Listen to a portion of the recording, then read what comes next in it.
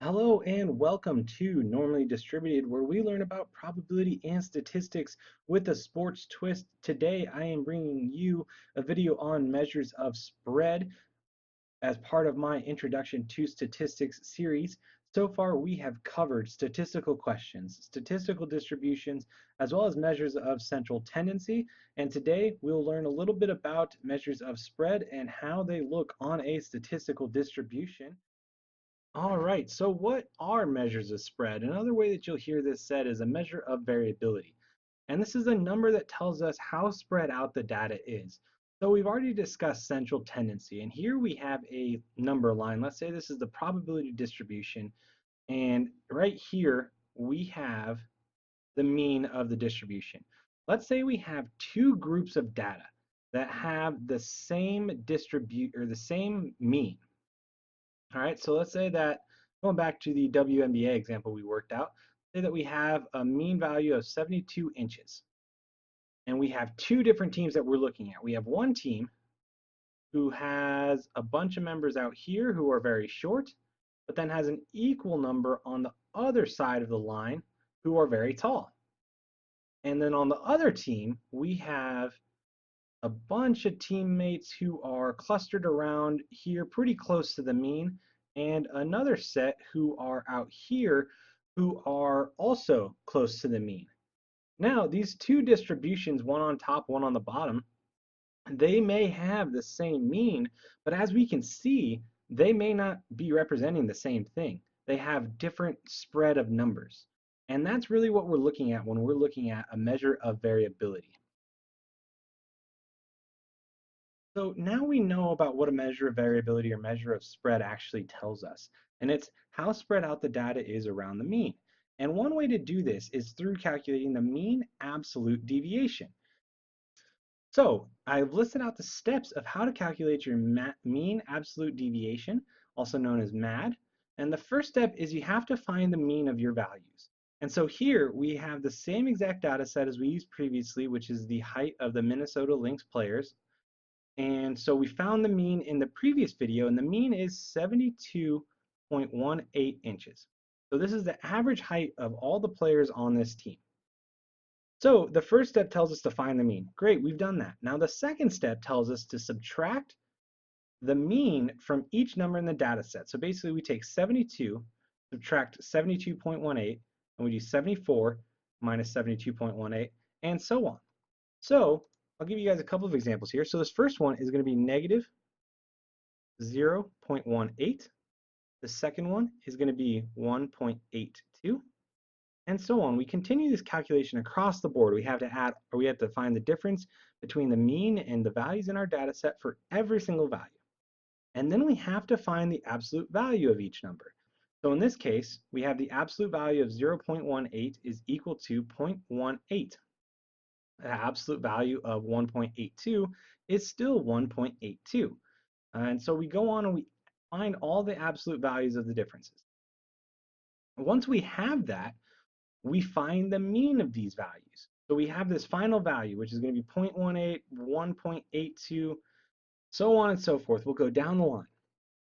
And then we find the mean. And so if we remember, the average value is just you add up those values and divide them by how many values you had in there. So in this case, we add up 0.18 plus 1.82 and so on, divide that by 11.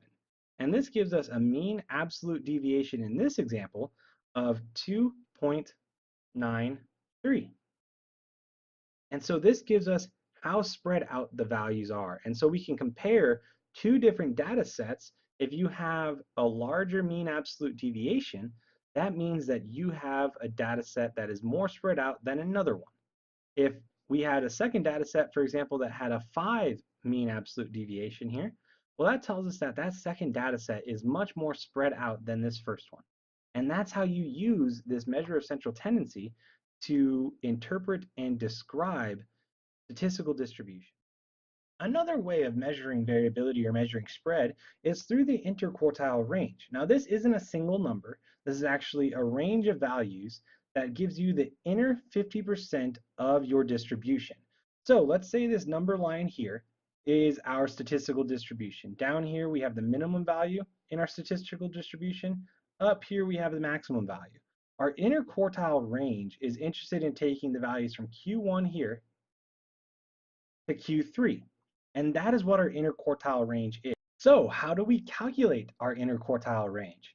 The numbers that we're interested in are Q1 and Q3. But it is interesting to note that Q2 is actually going to be our median. So our median value is Q2. And so again, that's 50% of the values are above this and 50% are below Q2. So how do we calculate Q1 and Q3? What we end up doing is we split the data into two separate groups, the top half and the bottom half. If you have an odd number of values, which we do here, we have 11 values, what you do is you split this number up into, again, the top half and bottom half. So we take the bottom 5 and find the median of our bottom half. So this group right here is going to be our bottom 5 values. And so this is the lower 50% of our data. And so what we do here is we find the median of this value. So it's actually going to be 68. Because you mark one off here, mark one off there, one here, and one here.